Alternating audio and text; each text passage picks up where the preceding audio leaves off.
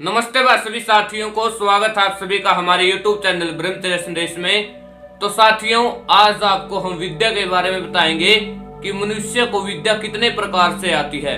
तो सबसे पहले हम विद्या को जान लेते हैं कि विद्या होती क्या है। प्रकृति से लेकर परमात्मा तक सब विषयों को जानकर उनसे लाभ लेना विद्या कहलाती है।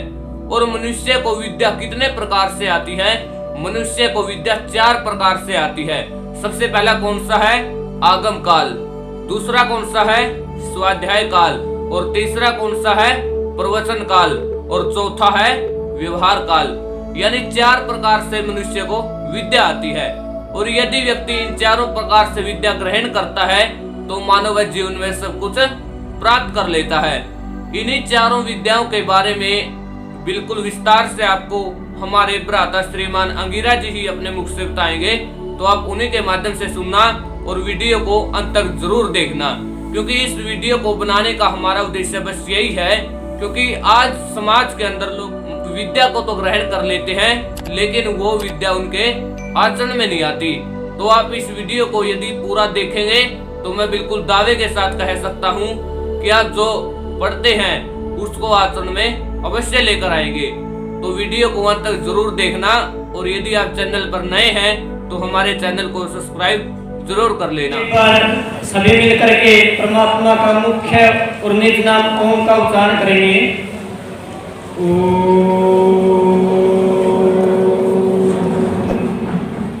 मंच पर आश्रित सभी आचार्य एवं अध्यापकगण एवं बाहर से आए मुख्य अतिथि व दानवीर सज्जन सभी को मेरा नमस्कार।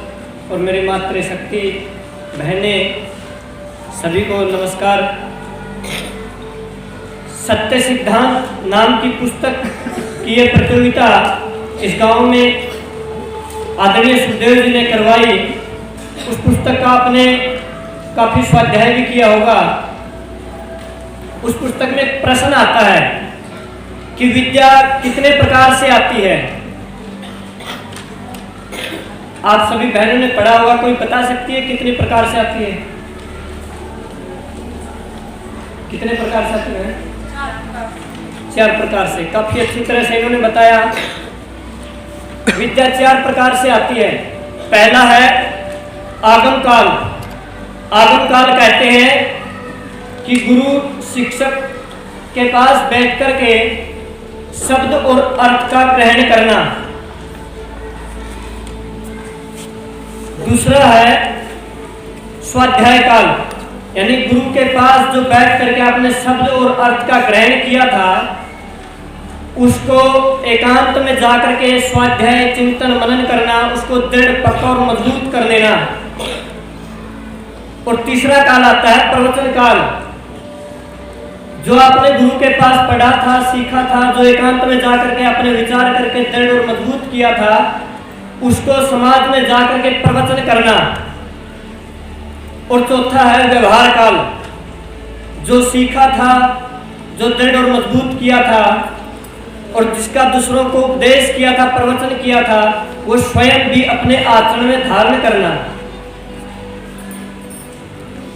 तो इसी बात के माध्यम से मैं आपको बताना चाहूंगा कि आप सभी बहनों को ये अच्छे से मालूम है कि हमें सत्य बोलना चाहिए, हमें चोरी नहीं करनी चाहिए, हिंसा नहीं करनी चाहिए, ब्रह्मचर्य पालन करना चाहिए। यह आप सभी को अच्छे से मालूम है। पर फिर भी हम विद्या धन के लिए लगे रहते हैं, लेकिन व्यवहार काल तक नहीं पहुंच पाते। इसका कुछ कारण है हमारी प्राचीन विद्या और संस्कृति का छूट जाना, जिसके कारण से हम वहां तक नहीं पहुंच पाते। क्योंकि आजकल हमारा विद्या और शिक्षा अध्ययन करने का एकमात्र हम सोच लेते हैं कि हमें नौकरी प्राप्त करनी है, हमें चरित्रवान व विद्वान व अन्य गुण हमें धारण नहीं करने, हमें ऐसा नहीं बनना है। ये हमारी एक भावना सी हो गई है। और कुछ भाई बहनों की भावना हो जाती है कि हमें तो बस एक नौकरी चाहिए और नौकरी के बाद फिर धन धान्य और फिर अपना गृहस्थी बन के अपना जीवन निर्वाह हो जाएगा। और ये जो गुण है ये कलयुग में प्राप्त करने लायक नहीं है। ये तो सतयुग में राम या द्वापर में कृष्ण आदि ने प्राप्त किए थे।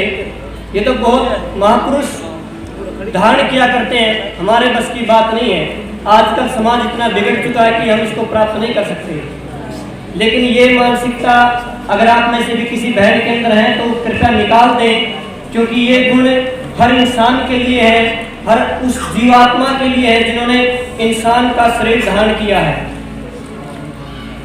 तो क्रमशः आप विद्यालय में आते हैं शिक्षा और विद्या के अध्ययन के लिए, तो आप चतुर्थ काल तक पहुंचे और अपने व्यवहार में इन सारी चीजों को धारण करें।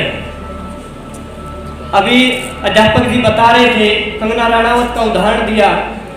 कुछ समय पहले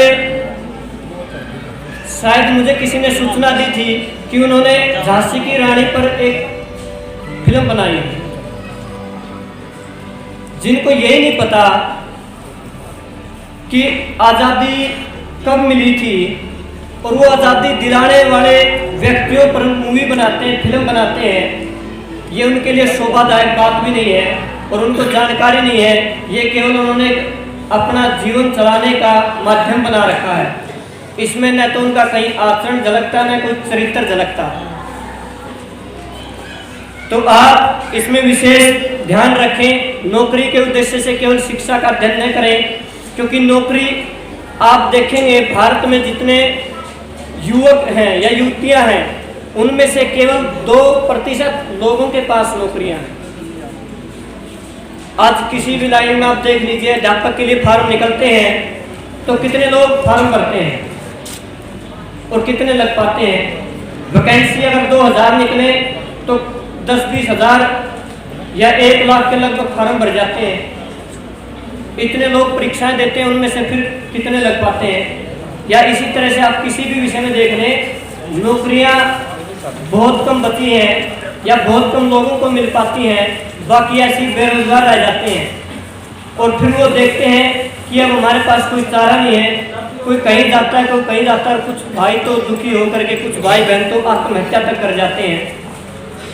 तो अगर आप अपने जीवन की उन्नति के लिए, अपने गुणों के विकास के लिए आप अध्ययन करेंगी तो आप उस तरह से दुखी नहीं हो सकते कि या तो ऐसे ही निठल्ले होकर के बैठ जाएं या फिर अपने लक्ष्य से भटक जाएं अगर कल को नौकरी आदि प्राप्त न हो तो इस विषय में आप थोड़ा ध्यान रखें।